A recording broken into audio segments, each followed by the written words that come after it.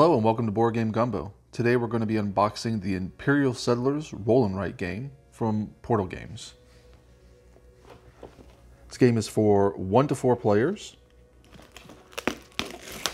and plays in about 30 minutes.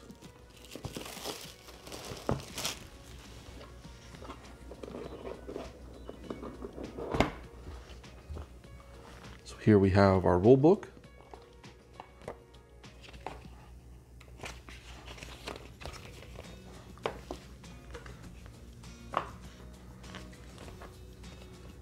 Here's some special action tokens that you'll use during the course of the game. You'll put a group of these out,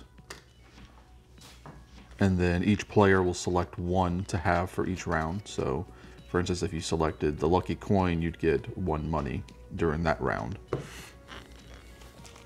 We have the pads here, which you would expect in a roll and write game, obviously. So, every time you play, each player will get one of these. These are basically your village pads here.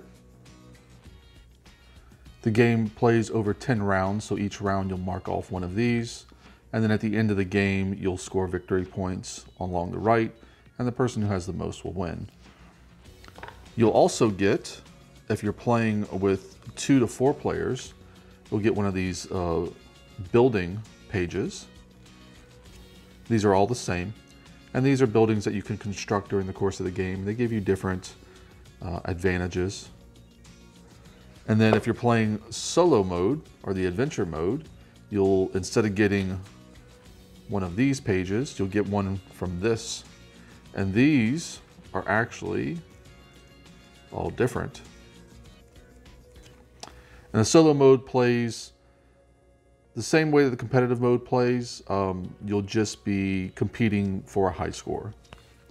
So the way that the game works in general is that you have a set of dice, 4 dice here, that the first player will roll, and then all players will use whatever resources were rolled.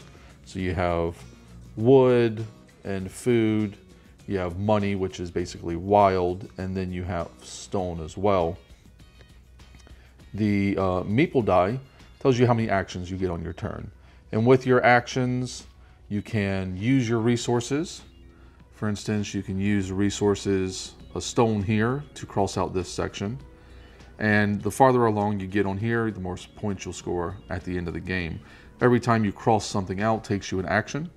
You also have squares down here that don't cost any resources, that build bridges. Bridges give you access to these different fields, and with actions you can harvest these fields for the various resources that they have. And then you can also use your actions to mark off boxes here to build these buildings. These buildings give you different benefits. The farm, for instance, gives you food. If you're playing with the advanced rules, you can also build these buildings on your main board. The way you do that is you look up here and you make this pattern with these squares, but they have to be completed. So if you've completed here, here, and here, you can build a farm there by outlining those 3. And what that'll do is that will increase the benefit of your farm. So instead of giving you 1 food on your turn, you'll scratch out that 1, you'll get 2 food.